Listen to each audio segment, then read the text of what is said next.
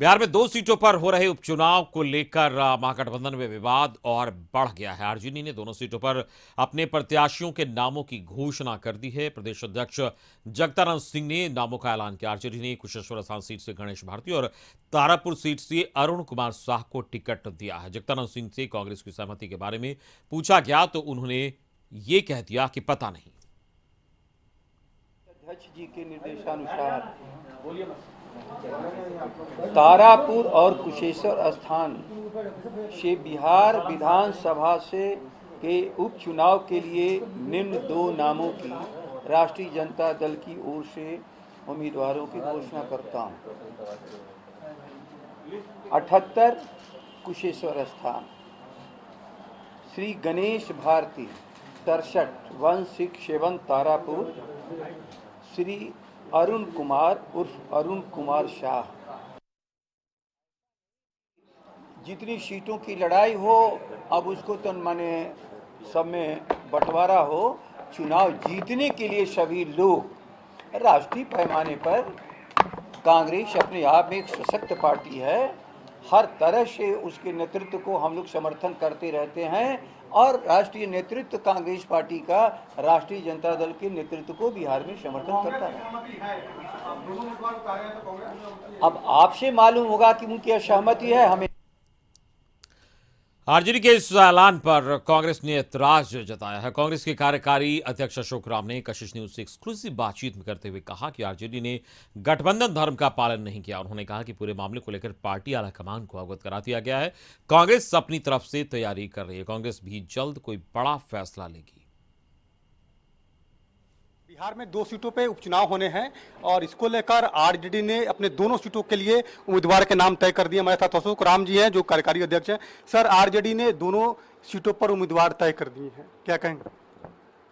हाँ, तय कर दिए हैं। मैंने अभी सुना, देखा मीडिया पर। मैं बाहर था, अभी आया हूँ, तो उस पर अब कांग्रेस अपना विचार कर रही है और क्या करना है वो 1-2 दिन में तय हो जाएगा। चर्चा थी कि कुशेश्वर स्थान कांग्रेस की परंपरागत सीट थी, तो उस पर आप लोग उम्मीदवार सीट है, वो कल भी थी, आज भी है। कांग्रेस बराबर वहाँ से जीती है।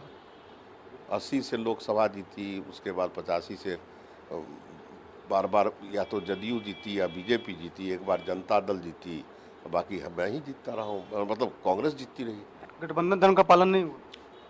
अब गठबंधन धर्म का तो सही में ये पालन नहीं हुआ है लगता है।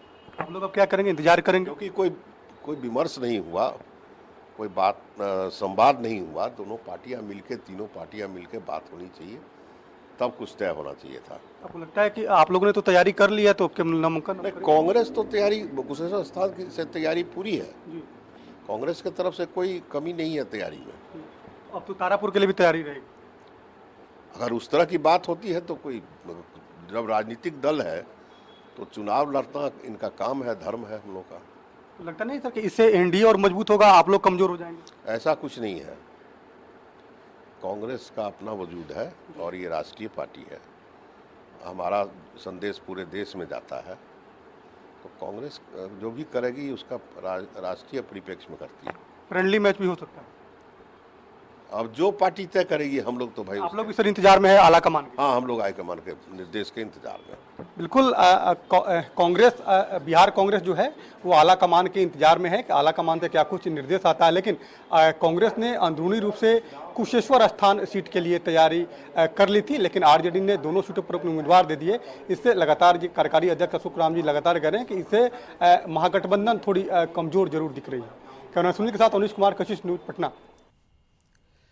महागठबंधन में सीट बंटवारे को लेकर आरजेडी और कांग्रेस में मचे घमासान पर डिप्टी सीएम तारकिशोर प्रसाद ने चुटकी ली है। तारकिशोर प्रसाद ने महागठबंधन पर हमला बोलते हुए कहा कि महागठबंधन में राजद और कांग्रेस एक दूसरे को नीचा दिखाने की होड़ में लगी है, इसलिए सभी अपने उम्मीदवार खड़े कर रहे हैं। उन्होंने कहा कि एनडीए पूरी तरह से एकजुट है। देखिए, वो तो स्वाभाविक है ना, वहां सत्ता की लड़ाई अपने के लिए, स्वयं के लिए है और हम सब सत्ता में सेवा के लिए।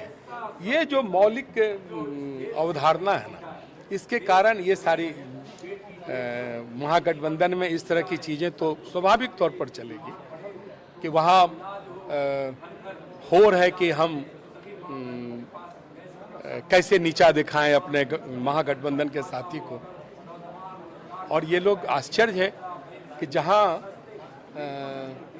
ये लोग का आपस में जो मात्र दो तीन दल हैं, ये आपस में